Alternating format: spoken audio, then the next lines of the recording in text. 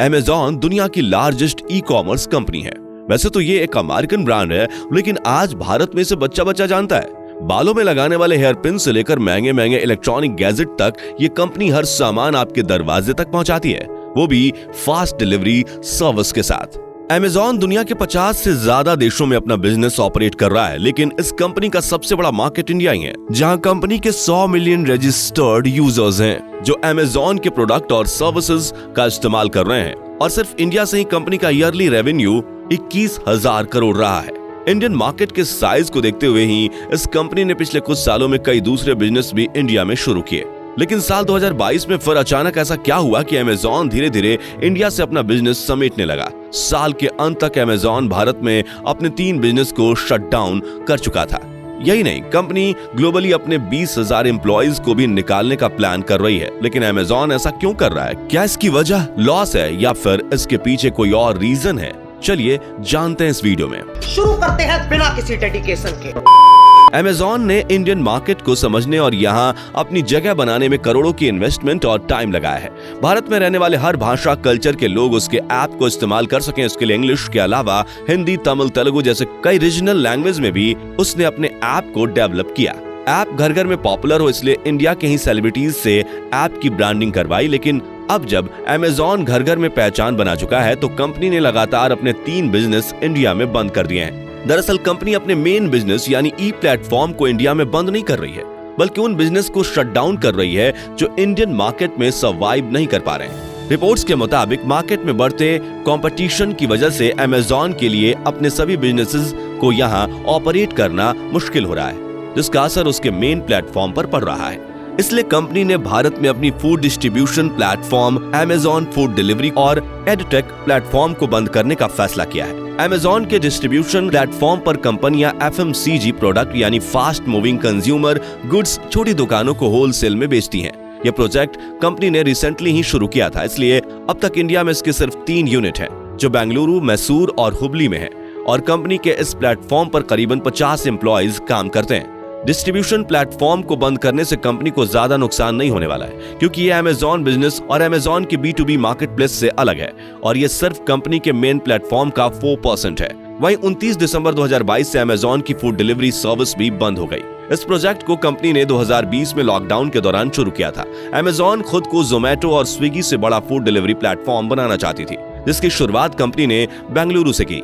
लेकिन ये प्रोजेक्ट जितना आसान नजर आ रहा था, उतना आसान था नहीं। कंपनी ने इस बिजनेस को सक्सेसफुल बनाने के लिए इंडिया में 3,000 से ज्यादा रेस्टोरेंट्स के साथ टाई अप किया, जिसमें मैकडॉनल्ड्स और डोमिनोज जैसे ब्रांड भी शामिल थे।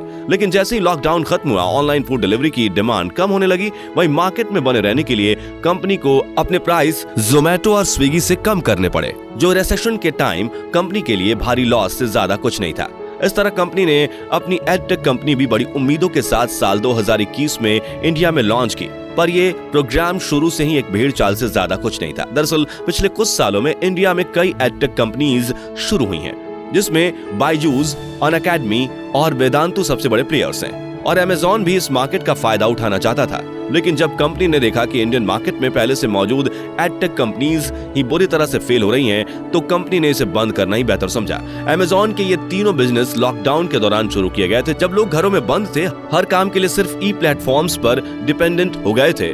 कंपनी ने बढ़ती डिमांड को देखते हुए हर तरफ से मार्केट को कैप्चर करने का फैसला किया और फूड डिलीवरी, डिस्ट्रीब्यूशन और एजुकेशन तक में एंट्री कर ली। वहीं दूसरी गलती कंपनी ने की लॉकडाउन के दौरान बल्क हायरिंग करके, जिसकी वजह से कंपनी के एक्सपेंस बढ़ने लगे। और अब लॉकडाउन के बाद दोबारा लोग अपनी नॉर्मल लाइफ में लौटने लगे, तो ई प्लेटफॉर्म की डिमांड कम होने लगी। और यही वजह है कि कंपनी अब मैसिव ले ऑफ करने के लिए मजबूर है। According to reports, Amazon globally अपने 10,000 से 20,000 एम्प्लॉइज को निकालने वाला है, जिसका एक रीजन एलेक्सा भी है। रिपोर्ट्स की माने तो वॉइस असिस्टेंट डिवाइस एलेक्सा की वजह से कंपनी को अब तक $10 बिलियन का नुकसान हुआ है। साल 2022 के पहले क्वार्टर में ही एलेक्सा का लॉस $3 बिलियन का था। दरअसल एलेक्सा को कंपनी वर्ल्ड वाइड एक पॉपुलर डिवाइस बनाने में तो कामयाब रही, लेकिन वो इसे अपने बिजनेस के लिए मोनेटाइज नहीं करवा पाई। इस डिवाइस को यूज करने वाले ज्यादातर कस्टमर इसे म्यूजिक और वेदर फॉरकास्ट जैसी एक्टिविटीज के लिए ही यूज करते हैं, जिसकी वजह से कंपनी को हर साल अरबों का नुकसान हो रहा है। वहीं कोविड के बाद आया रिसेशन एक और रीजन है जिसकी वजह से अमेजॉन अपने लॉस में चल रहे बिजनेस पर और खर्च नहीं करना चाहता। अमेजॉन की सब्सिडरी कंपनीज के लॉस का असर इसके शेयर्स पर भी देखने को मिला है, जिसकी वजह से पिछले साल नवंबर में अमेजॉन ने $1 ट्रिलियन खोए और वो इतनी बड़ी मार्केट वैल्यू खोने वाली दुनिया की पहली पब्लिक कंपनी है। यही नहीं, फोर्ब्स की रिपोर्ट के मुताबिक कंपनी के शेयर्स गिरने की वजह से अमेजॉन के फाउंडर जेफ बेजोस ने भी $66 बिलियन खोए हैं और अब वो $127 बिलियन की नेटवर्थ के साथ दुनिया के चौथे सबसे अमीर आदमी हैं। पर ऐसा नहीं है कि रिसेशन का असर सिर्फ अमेजॉन पर हुआ है।